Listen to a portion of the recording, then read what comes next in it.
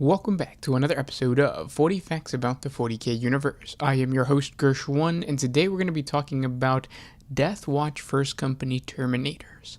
If you're new to the channel, subscribe. We post Warhammer 40K lore videos every single day. If you have any suggestions, please comment down below, and if you enjoy our content, thank our patrons on Patreon. It is because of them that we can do this. Link in the description if you guys want to support us. But with that said, let's get into 40 facts on the Deathwing Terminator. The Deathwatch is not formally divided into separate companies, as are most Space Marine chapters. The basic tactical unit of a kill team is the only set organization used by these Space Marines, and individual kill teams can often change their composition from mission to mission, as ordered by the watch captain in command of them. Nonetheless, there are First Company veterans to be found within the ranks of the Deathwatch, expert warriors who have come to perform their vigil and bring their considerable prowess to the service of the Long Watch. More rarely, a Space Marine will win such renown within the Deathwatch that he is accorded the rank and privilege of a First Company veteran in recognition of his zeal or purity during the vigil. When the Battle Brother returns to his chapter, it is rare for the chapter master not to acknowledge this honor, inducting him into the First Company or the chapter's equivalent at the first opportunity.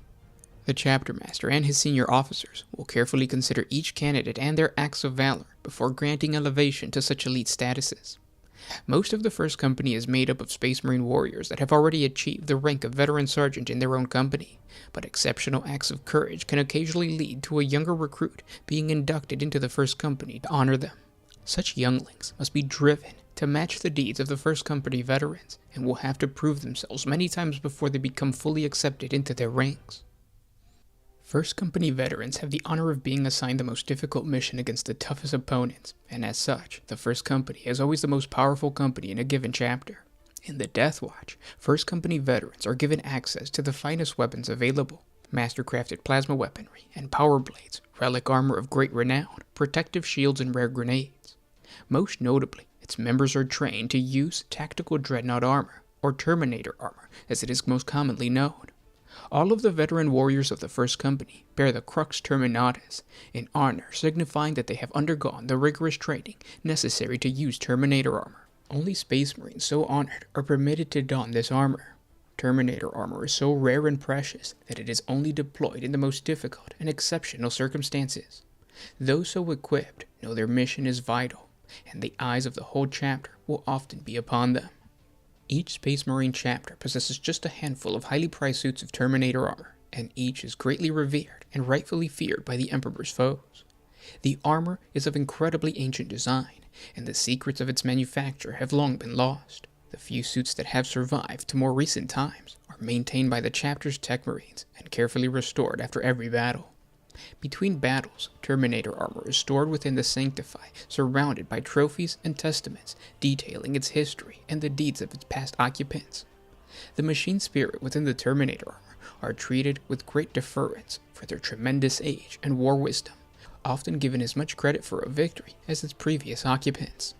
Some first founding chapters are still capable of fielding a full company in Terminator armor, but most successor chapters are limited to using no more than a few squads at a time.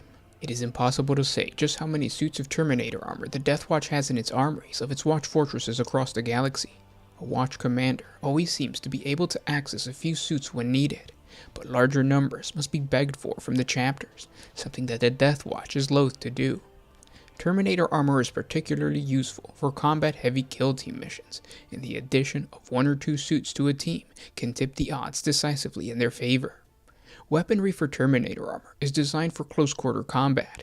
By default, a Terminator wields the Stormbolter with its murderous rate of fire in one hand and an all-destroying power fist encased in the other, a powerful, potent close-combat weapon capable of crushing the strongest armor or alien carapace.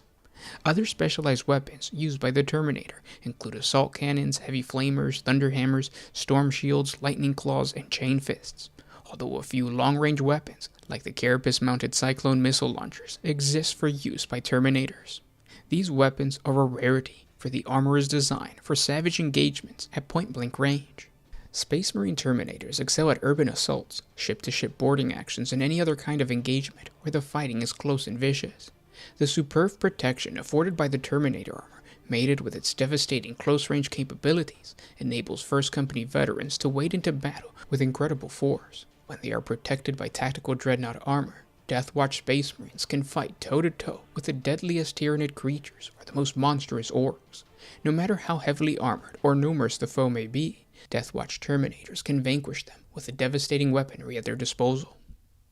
And those were 40 facts on the Deathwatch First Company Terminators. I hope you guys enjoyed listening, and I will talk to you tomorrow. This was Gersh1 with One Mind Syndicate signing out.